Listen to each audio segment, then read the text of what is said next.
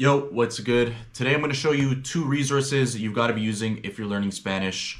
There's just no reason not to be using them. One of them you should be using in general, like it's just mind-blowingly good. And I'm going to start with that one. So the first resource is ChatGPT, which if you aren't already using, you've got to start because it's just way too valuable to not be using it. So ChatGPT, you can basically use it like Google, but instead of looking for the answer, you just get it right away. ChatGPT is still new, so it's not perfect, but it's very good. So here's an example of how you can use it. One thing I used to struggle a lot with, and I still do sometimes, is por or para, because in English we only have one word to say for, whereas in Spanish there's two ways to say for. You can say por or para. So the most obvious thing you can do is just ask ChatGPT, tell me the difference between por and para. And ChatGPT will spit out an answer. Now, you could find this on Google too, but here's where the true value of ChatGPT comes in. So it tells you all the different ways you use por and para.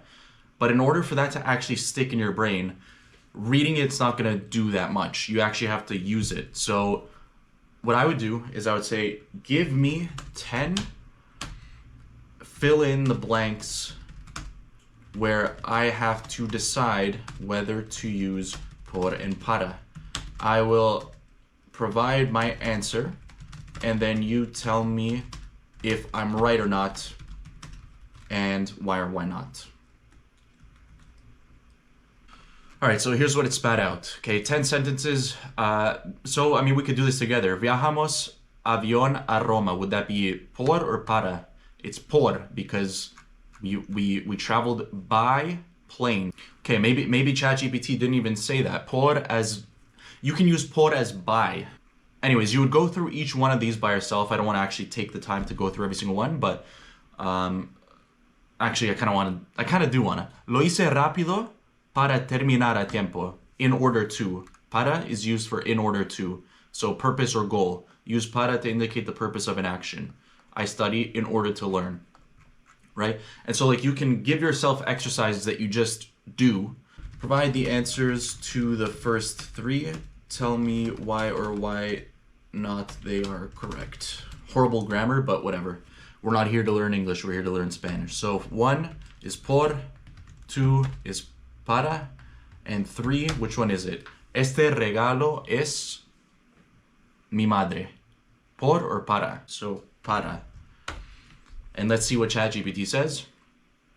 Correct, and then it even gives you a reason if you ask for it. So by doing exercises like this and literally going back and forth to ChatGPT, you can learn Spanish way quicker than I ever did doing it from home without AI back when I started 2018. So don't sleep on ChatGPT. If you want to learn Spanish, you've got to be using it. You're just missing out on way too much if you're not using it.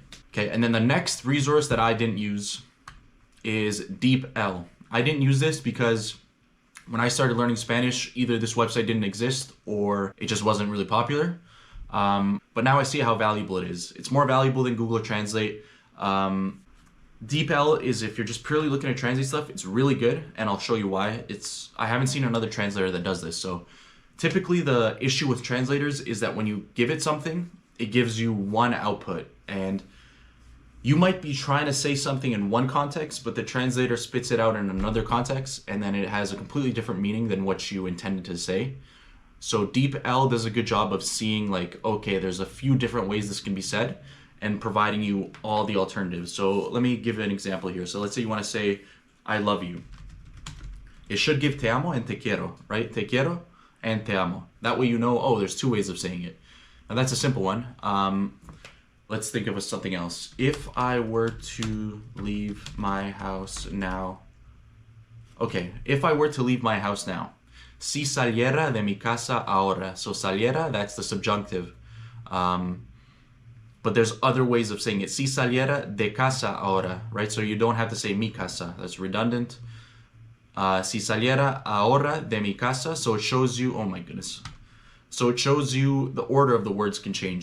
Anyways, you can see why it's valuable. So I don't have to go through tons of examples, but At the end of the day, if you're using ChatGPT and DeepL, you're gonna learn Spanish quicker. just sitting back and watching YouTube videos and watching lessons isn't going to help you as much as actually just getting in the weeds and doing the work, and validating it with ChatGPT and with DeepL. And a lot of these resources aren't perfect, but they're way better than what I used. And if I was able to learn Spanish using the resources I had, then with what you have available, trust me, it's even easier. It's not easy, but it's easier. So DeepL, ChatGPT, be sure to use them. And yeah, I'll be posting more videos to help you on your Spanish journey, so be sure to subscribe as well. Anyways, take care. Peace.